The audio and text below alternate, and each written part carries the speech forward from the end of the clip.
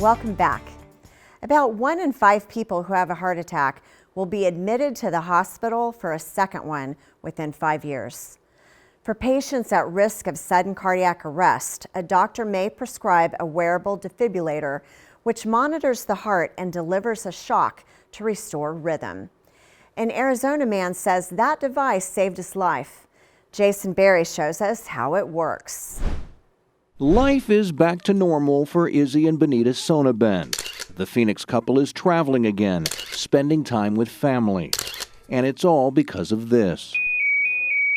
A medical life vest that saved Izzy's life. The EMTs, my doctor, the people at the hospital, everybody said that thing saved your life. The 72-year-old grandfather was feeling great, playing ice hockey every Friday night.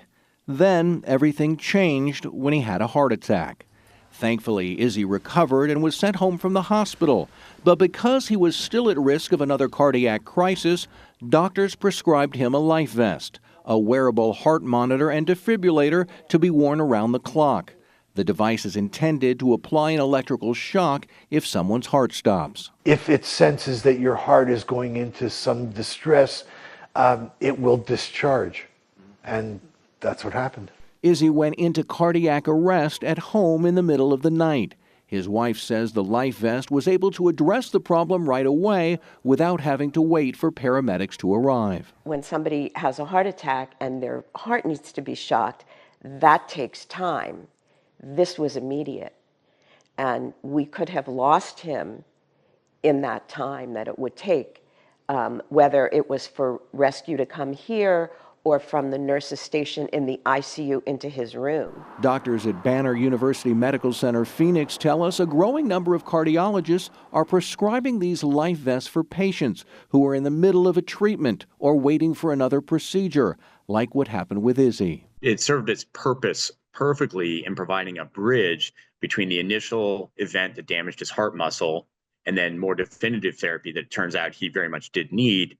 And he really would have never gotten because he would have actually likely died in his bed that night. The company that makes the life vest claims the vest is saving 3 patients a day, every day across the country. Having survived through this, Izzy is happy to be one of those statistics, telling us he still has a lot to live for. it's my a mission to make sure that I make the most of what there is and give back.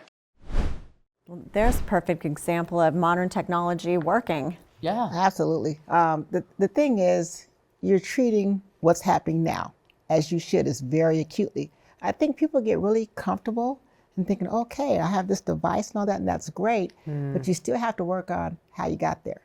What's going on in your body that's contributing to make this happen? My concern would be, what do you do when you're showering? Yeah.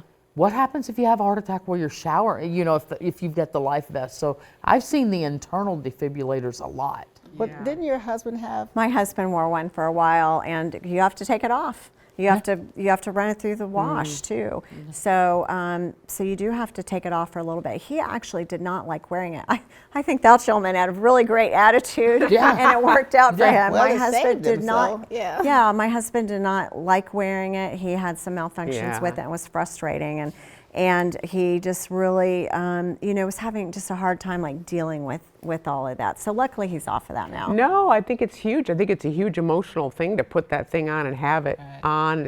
It's like a reminder that you have the mortality. Exactly. But where my head went is, does insurance cover this? That's How what I wanted to expensive know. is it? It's very expensive. So I'd want to know way ahead of time, and that would be a really hard thing to know, that I can't afford this thing that could save my husband's life. Well, like the guy said, it's also an interim. You know, people have that while they're waiting to get the internal. Right.